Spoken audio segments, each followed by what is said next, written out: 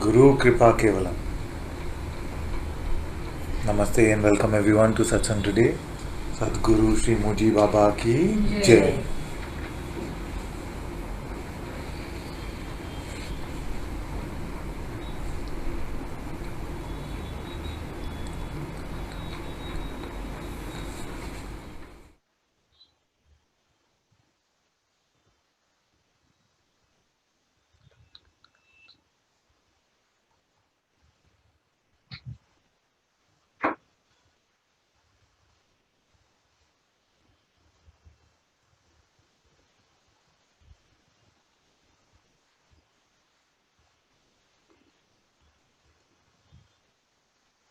I feel the thing with spirituality is that we all know too much about it. No? Like if you go to a doctor, if you had a throat infection or something, you go to a doctor, he gives you some medicine, you take it. You're not telling him, okay, give me this, give me that, this is what I want, this is what I need, this is how I must be helped. You see? But the thing is that all of us are pretty much doctors at spirituality. So, so we can all have certain ideas about how we should be helped. Now, then what to do? I feel like everyone must do very good due diligence on selecting the doctor. You see? Select the doctor with great care, select with all the parameters, whatever due diligence you want to do. But once you've done all the due diligence, you've come to the doctor, then let the doctor take care.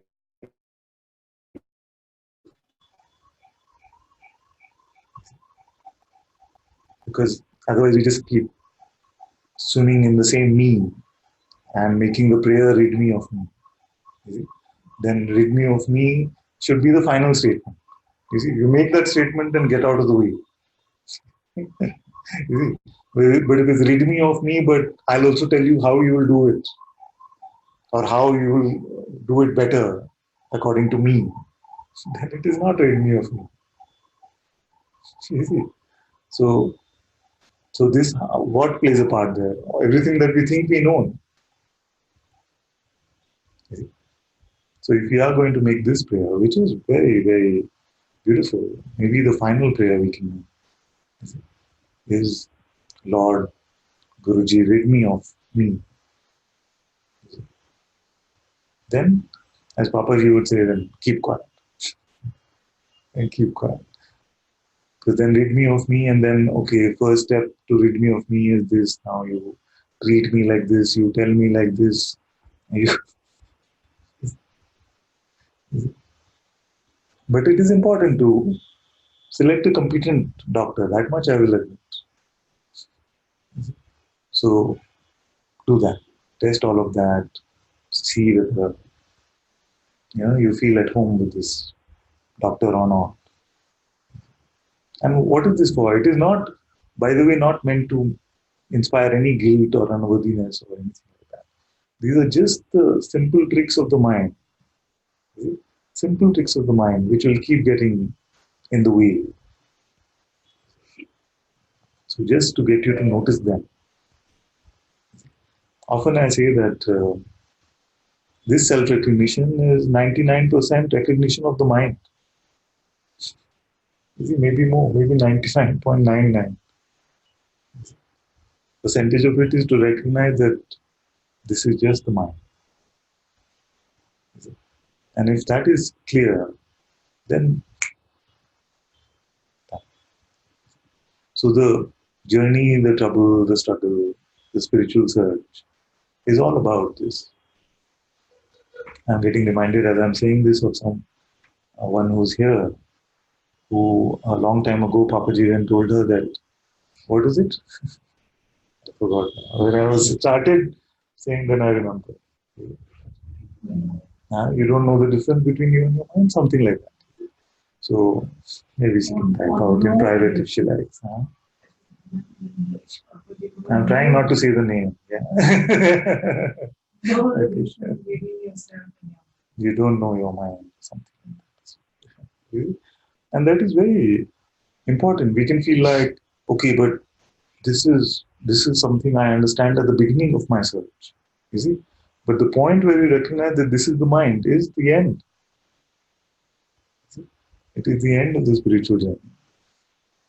Till we keep taking the mind to be the reality and all the mind's versions of what should happen to me and what is right for me, what is wrong for me, to be a reality. Till then, it is this is what the whole journey consists of. Keep pointing out that this is not you. Is this really you?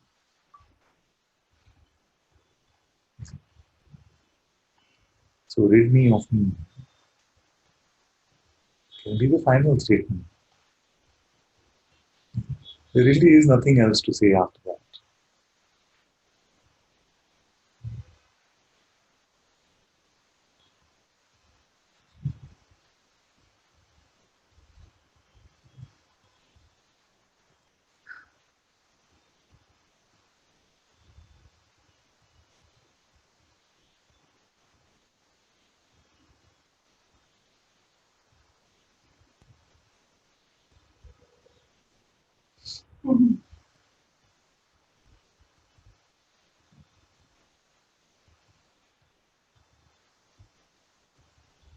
When did you start knowing what is good for you?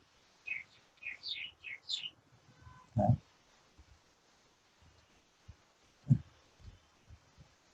When did you come to the point where you came to know that this is good for me? And after that, how has it been?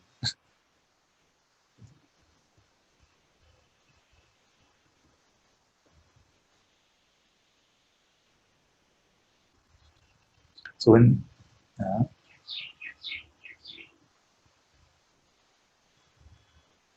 but sometimes what stands in the way is also my idea of what the mind is, or my idea of recognizing the mind.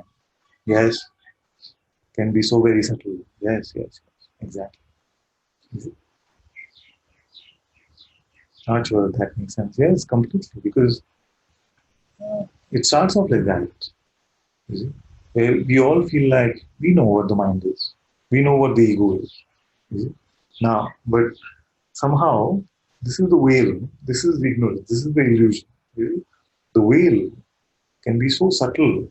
I say, okay, now that I know what the mind is, now what happens to me? You see? So it's just a great different from the rest of the world. Because the rest of the world idea of ego is like very arrogant, proud, you see. So most people will say, I'm not egoistic.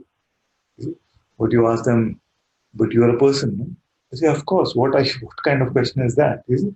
So in the world, in the language, it's become that a special type or a specific type of person is called egoistic. You see? In Satsang, you see, we call the idea of person itself the ego.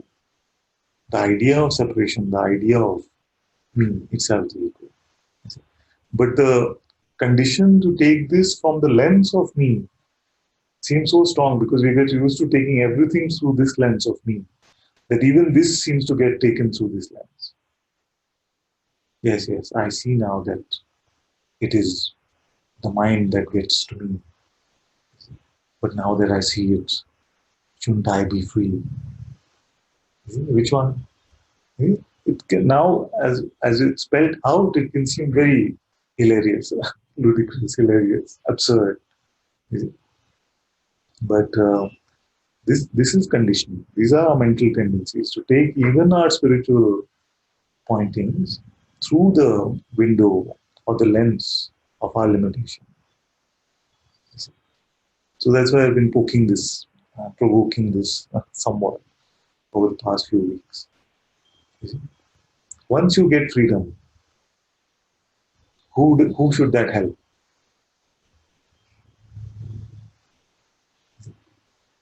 Once you get freedom, who is that supposed to help? No one. No one. That freedom is yours. You see? Because it is only our so-called self-interest, it should be called ego interest, which gets in the way.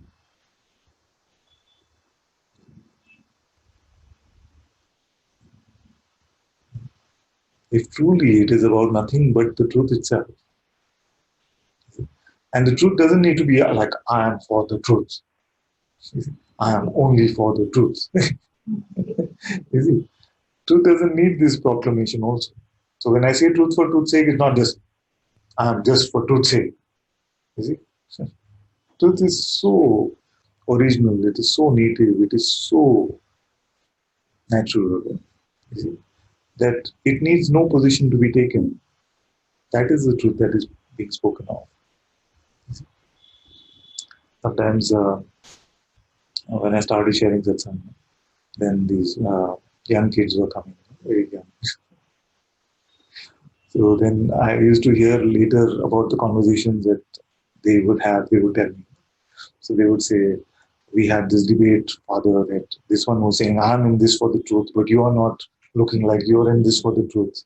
You see, I'm speaking from the self, but it looks like you're speaking from the ego. And a hilarious sort of conversation. So there is no greater ability to delude ourselves, you see, than it is offered in spiritual concepts, especially Advaita concepts. If they remain conceptual, it is the greatest ability to delude ourselves. You see, if we take them as some conceptual reality, then you'll have such an imagined version of yourself, which will be even further from, if it is possible. You see, I'm speaking metaphorically, but even further from reality than taking yourself to be this. You see, you'll start taking yourself to be some big dark empty space, or some unfathomable but blurry sort of Atma or Brahman or Ishvara, but all conceptual. But what is needed is not to come into some fantasy realm, not some fantastic version of yourself, but the most natural. Is it? The most natural. Before you take yourself to be anything at all, and we go step by step many times. Before you take yourself to be the body, before you take yourself to be the mind, before all of this, what is it? Now you don't have to imagine, visualize, create anything.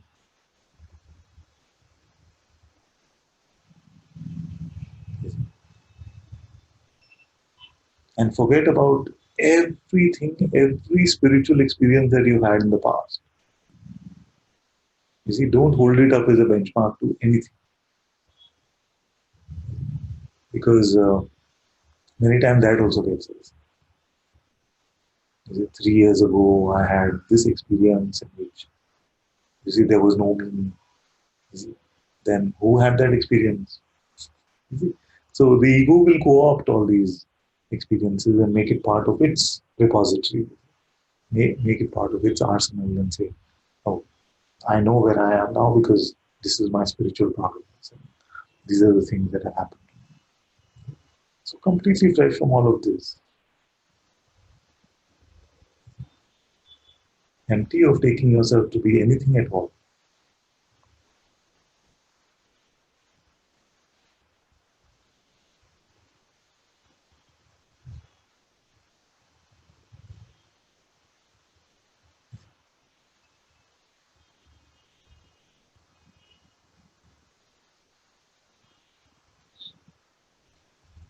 Empty of your understanding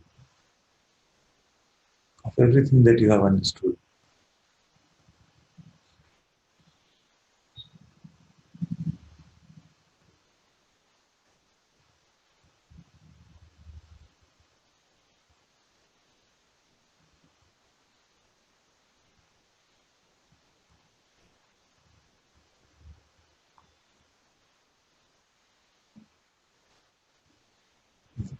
So that is why the risk of irritating all of you. I keep saying, what do you know when you know nothing?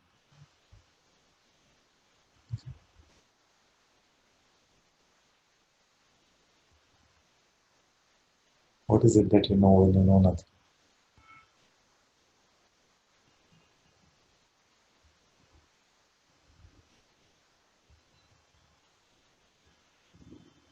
That which to the mind is nothing, in reality is self-knowledge.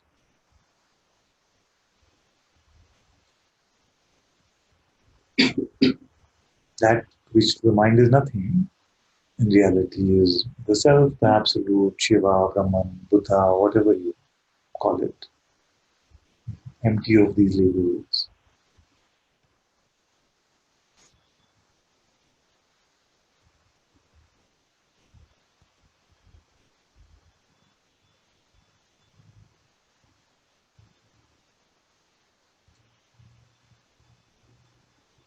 Louder? No. I get too many complaints, so I'm just going to be like very, very strict about this famous last word. There is still an image that I want to hold on to. Which one? What are the constituents of that image? That good person. Yes. What else is there? Good person. Primarily. And how does it get in the way? What are the definitions of good? Because good and bad is this whole game is about that. You see? Because your idea of good person may be different from another's idea. In fact, everybody has a different idea of good person or bad person. You see? And that also keeps changing. So they judge themselves on it and they judge others on it.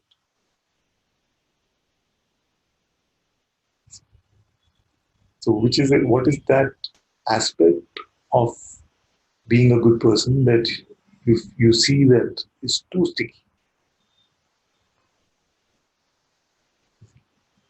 Generally. Generally good. And it keeps changing. Yeah.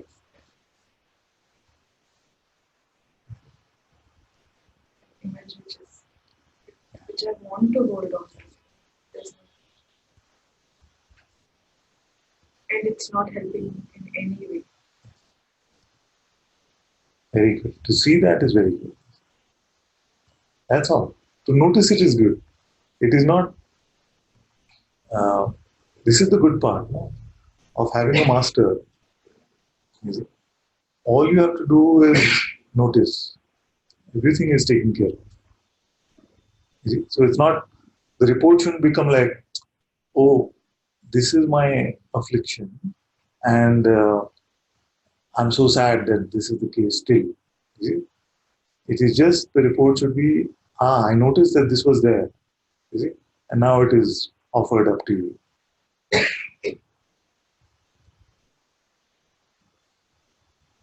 Yeah.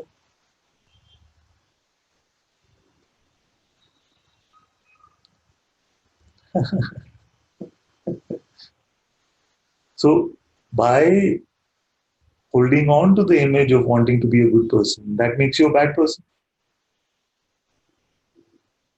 or unworthy or something. What does it mean? By you say that I'm still holding on to the image of trying to be a good person. You see, and that is bad. Yeah. But that badness and goodness is in the same box. No? Throw both out. Now, you see, this is the. It may sound funny, but the fact is that this is what traps us. We keep oscillating between these two opposites. You see? And we're feeling like we're being very good, then oh, yes. You see? We feel like, oh, but that is what is keeping me trapped. You see, then we feel like we're on the opposite end of the box. You see? Feeling very bad. You see? But it's neither. Because the one who is either cannot be shown. Can you find that one?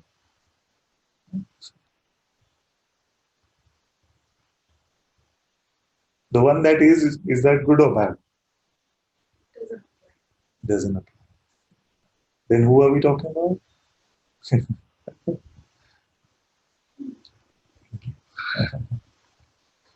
This is good. This openness is enough. You see. This morning, another child she told me that this is happening, and I don't want to inquire. But the thing is that by now, we must all be able to recognize this mind which says, no, no, I don't want to inquire. Look at that as an easy thought and don't bother with it so much. Otherwise, we still keep dancing to the tunes of this one. Because obviously, it will say, I don't want to inquire. It's not going to say, I really feel that. You must really look at who this is happening to. It hardly ever says like that.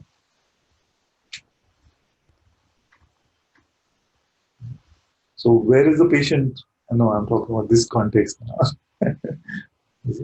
The one that has the affliction of holding on to the image of being trying to be good. Where is that one? Can't say that. It doesn't exist.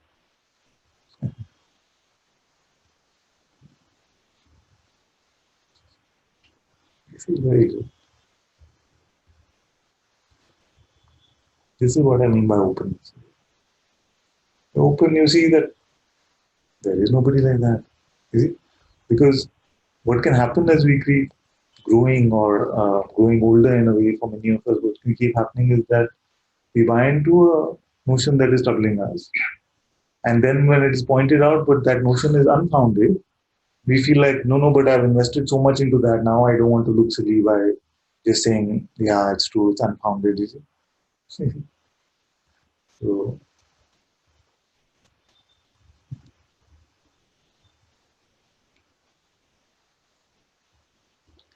Father, I so often still take emotion so serious. The habit seems so strong, and I get totally unconscious that I dissociate like I used to do in the past very often. And I believe in the one for whom there is no hope, help, etc. Just well to expose and leave it here. Very good. Then you say you have to go. Actually, it is impossible to take any perception in itself seriously or non seriously. If you use the term don't apply, it doesn't apply, not applicable. It is not applicable to a perception in itself. We only take our interpretation seriously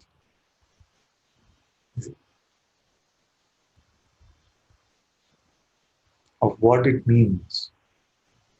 That is what we take seriously. And it is possible to not take it seriously. It is not either running away from life or running to life. It is just a simple isness, simple existence, simple witnessing of even the existence.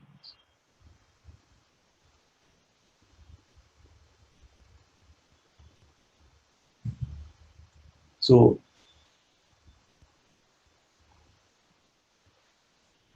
from taking the subtle vibration that we call emotion very seriously, like what is this, when will it go, why does it keep coming, like that, to if you take the opposite position, like, no, no, that's nothing, nothing. Like that. And then also it is taking a new position. Sometimes to neutralize it, we might have to speak like that. And say, but that's nothing for you. What is it? Just look like that. But the point is not to come to some like new position of invincibility or something like that. In fact, it's a complete vulnerability, complete defenselessness, complete openness. It is not even that actually. It's provisionally we have to see this.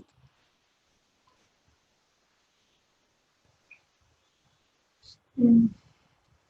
Just so empty of any conceptual position. We went to this farm for Guru Purnima. We were looking around in the farm. So in the farm there is a huge ant hill. It's that big. So in that ant hill there are hundreds of thousands of ants.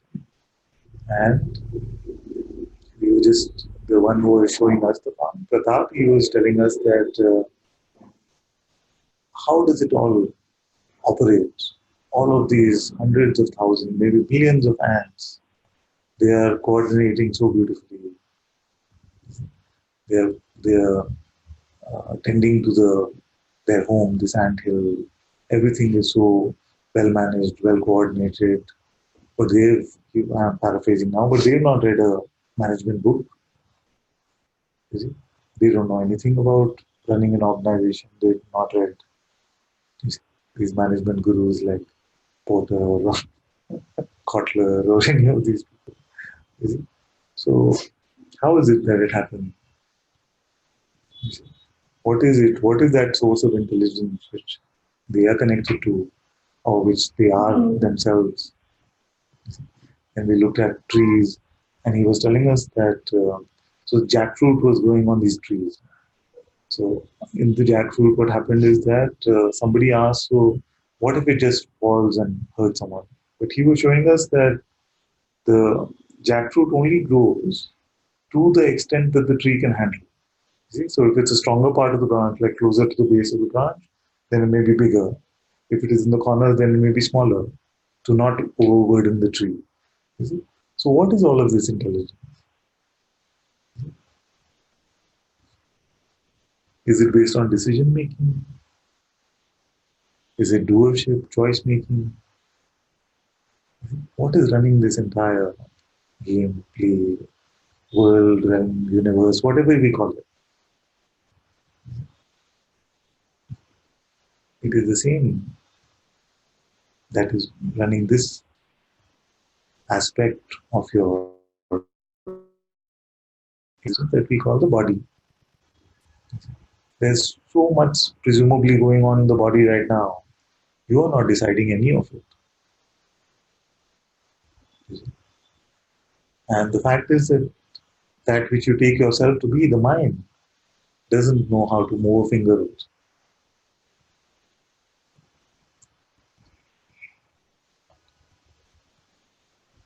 So all around us we are being shown the magnificence of this supreme intelligence. And the only thing that makes us miss it, the only thing that seems to make our lives so full of suffering, you see, is our idea of our limited existence.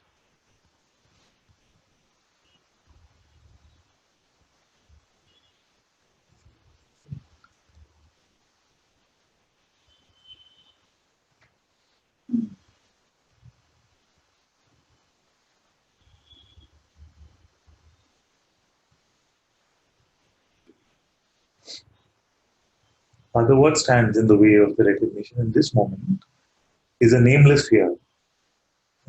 It's already named then. You see.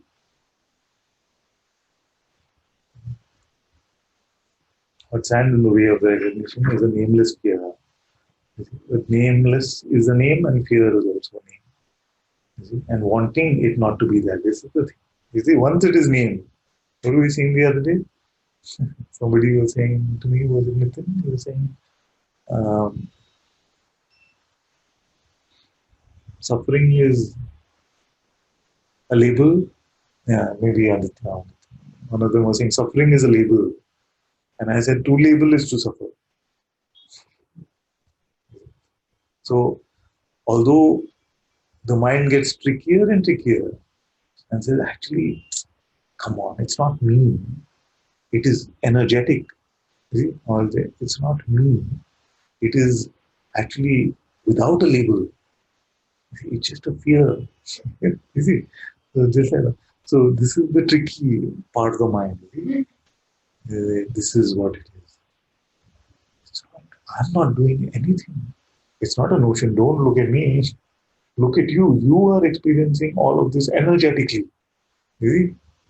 And many in satsang get caught up in that idea. But energetic is also notion. The tree is saying, okay, what's happening to me energetically? Or those ants are saying, I woke up this morning and my mind is at peace actually, but I feel the energies in my seventh leg are not so good. How many legs does the ant have? Six or eight? Six. See? So this is the tricky aspect of the mind. It will try to be like, no, little old me, I'm very innocent, I am not doing anything. It's just energetically something is happening. And whose voice is that? Is it? Is it the voice of all there is?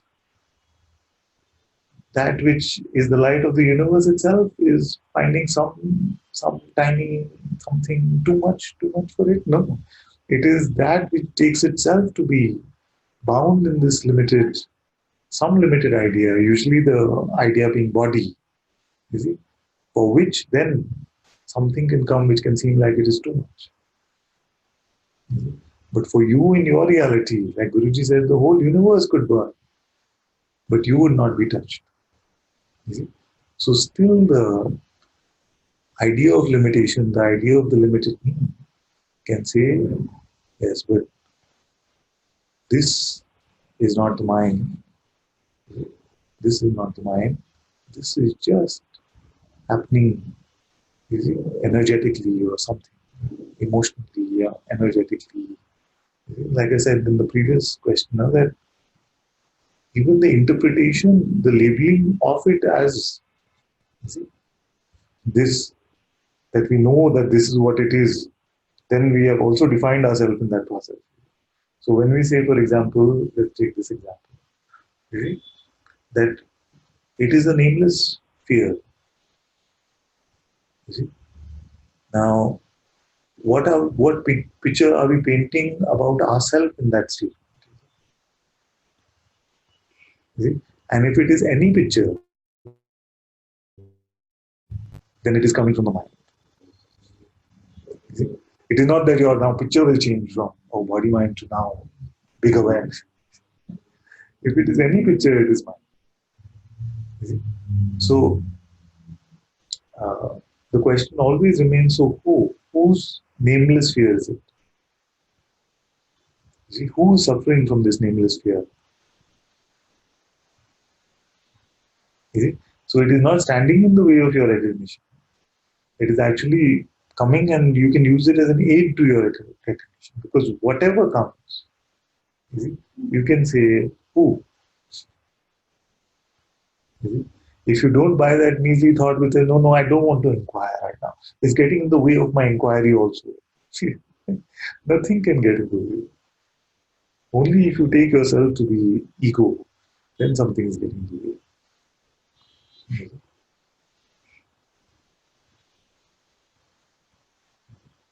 So, yes, it's more what stands in the way of the recognition in this moment is the nameless fear. Okay. So let's even look at this. That which recognizes that this stands in the way of the recognition. You see, which one is that one? I, in a way, we are saying, I see that what stands in the way of my recognition is this. Now we're taking it to a deeper level, okay, the conversation. So we are saying that I see that what gets in the way of my recognition is these tendencies, these fears, these things which are jumping around. You see? Now, that which enabled you to recognize that I see, you see, or I am aware that this is what is getting in the way. We forget about that aspect for a moment. But this, which enables you to even say that I see this or I am aware of this, is your full and complete recognition of yourself. You see? So even when you say something like, which is ending like in a way which is like a limited story, but in the beginning of that, you see, the prefix of that limited suffix is always your true self. That's why I've been saying, and I say it as a reassurance to all of you, that even to say something limited or say something false about yourself, you have to rely on the light of the truth, which is there fundamentally always. You see? Even if you say, I am so identified at this point, what enabled you to say I? You see? You see? And before you can take that I to be something, what is the I-ness there? You see, that original naked I-ness is your true self already, which cannot be lost. You see. So we just can use all of these as opportunities to really look. Eh, If we say my emotions get in the way, you see, so how are we saying that? Then you'll say, I see that my emotions get in the way. You see. So then you make that statement, you see, from full recognition that you see these emotions. The I which sees this seeing of emotion is so apparent and clear to you that it is unmissable. See? And this is the treasure we've all been sitting on, you see, while begging for small pennies. This is the treasure. This I, see, that is aware of even seeing, aware of all perception. See? Everything, even the false, is made up of that. Even our false ideas have the truth at the core of them. Only the layers have to be peeled off. And once we become to open to this kind of deconstruction, then everything that comes becomes an opportunity to deconstruct and to really look. You see, in another way, we were saying the other day, no? That even when we say, my problem is that I am too identified with the body. You see? My problem is that I am too identified with the body. In that statement, you are completely disidentifying with the body because you are not saying that I is the body. You are saying that there is a I which has this particular affliction, which is that identification of the body. So it's to recognize this I that can only afflict itself through this bodily identification is the end of identification. Of course, because our spiritual conditioning is so strong, we may not accept these words immediately.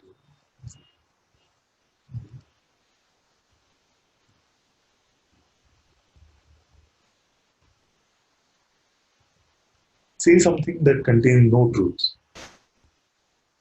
That is not possible because you cannot remove the third bird from the picture. You cannot remove yourself from the picture.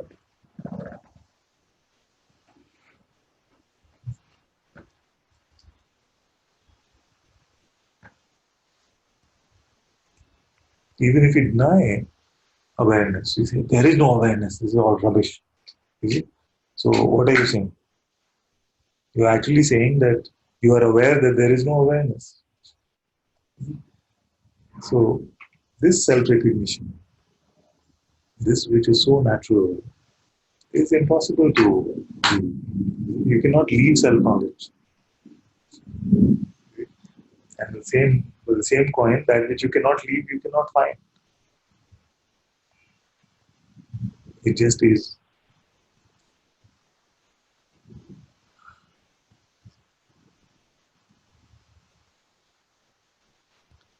So, in this way, we move.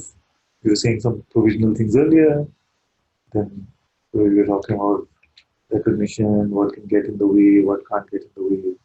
Then we move the conversation a little deeper into more newer provisional stuff, but little more subtle, and really looking at even our claim of identification or any trouble actually. And at the center of the claim, you will find that which is the true light of self knowledge. It is unavoidable.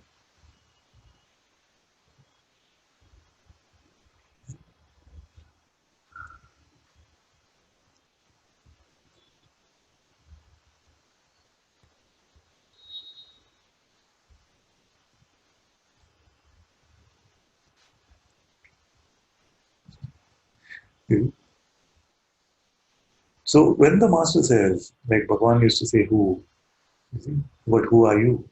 You see? It was not a statement saying, "Oh, you're so stupid, you don't know who you are." You see? It was more like, "But you know who you are." You see? How are you claiming this about yourself? Everyone knows who's there. Everyone has self knowledge. It cannot be forgotten.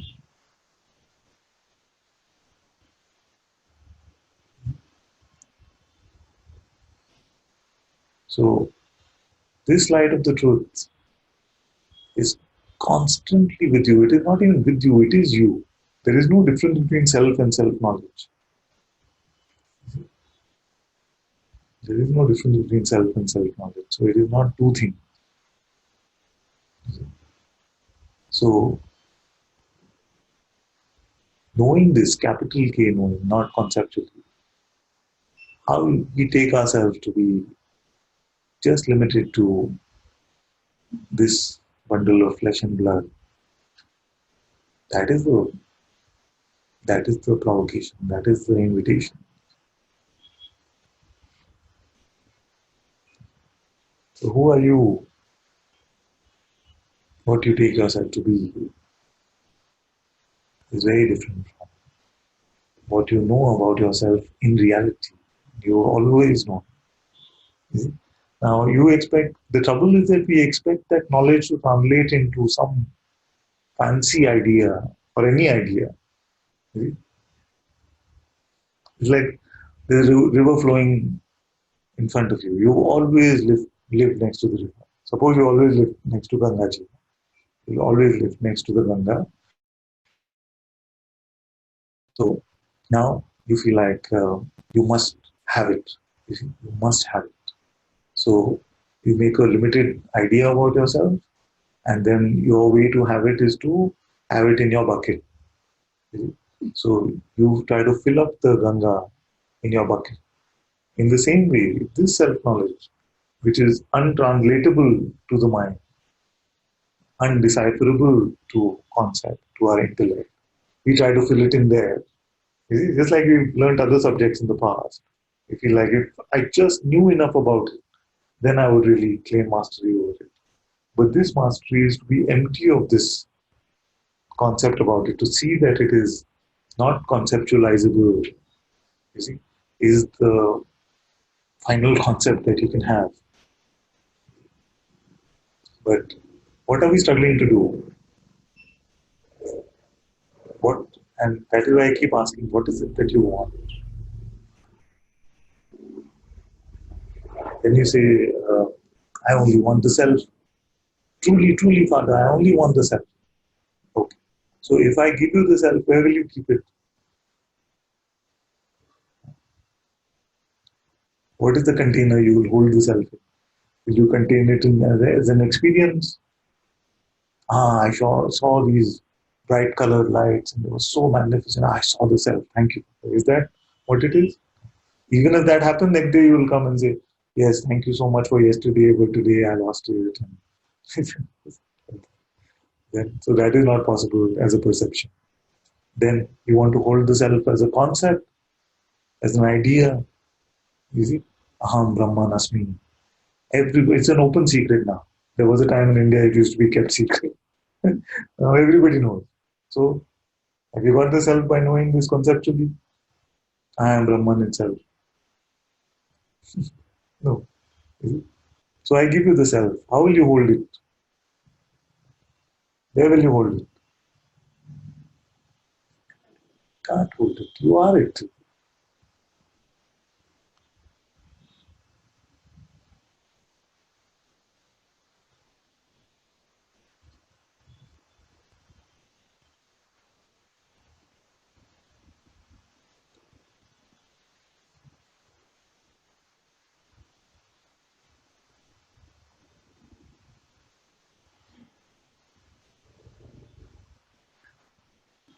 Now, this discovery is yours. Right now, it is yours. Undeniably. You are the self. It is apparent to you. It is clear. Now, what you want from it? What should it do for you? Who should it do it for? These expectations will again bring you back to your limited nature, limited idea, let's say.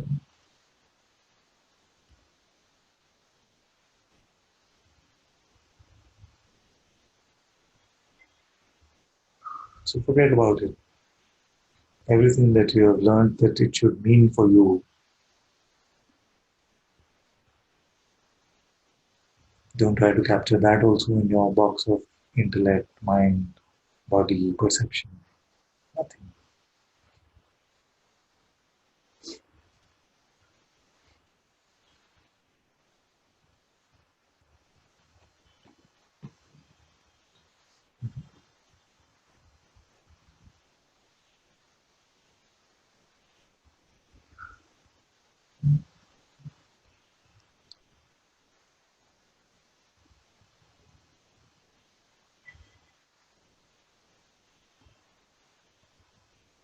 Now, are you in a got it place or a lost it place?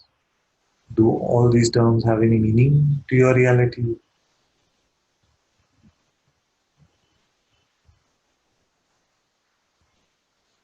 Do you have to stabilize in this? Can it become unstable? Try to make yourself unstable.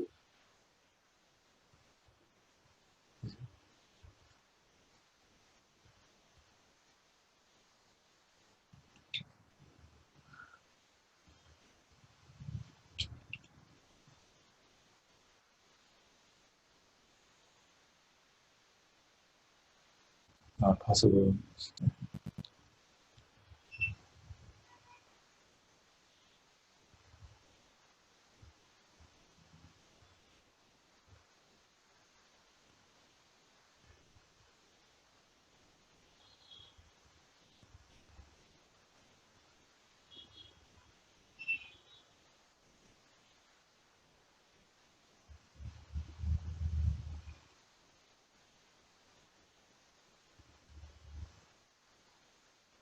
All our duality of good and bad, right and wrong, true and false, worthy and unworthy, freedom, bondage, all this is thrown away.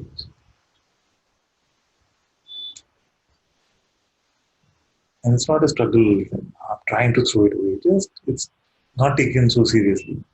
That much is enough.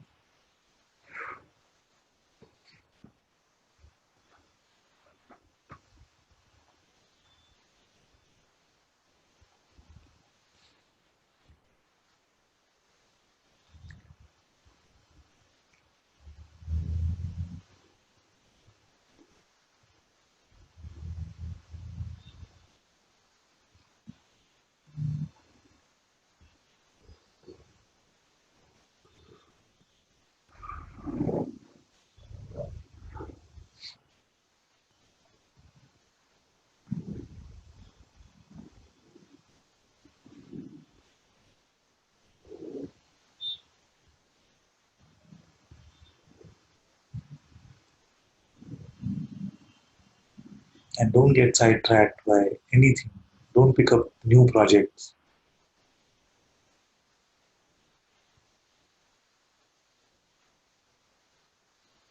especially any new projects for trying to make spiritual progress.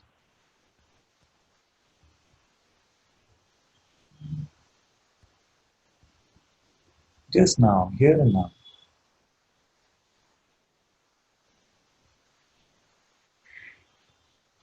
Drop all notions about yourself.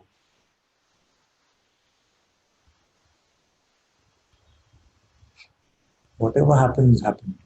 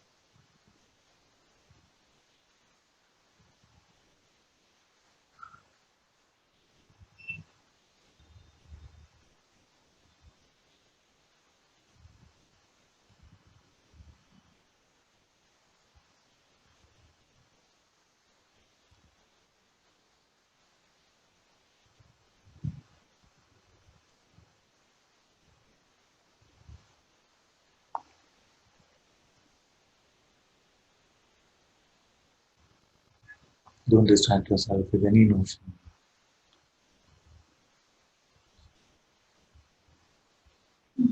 All the ideas that you're thinking are not about you.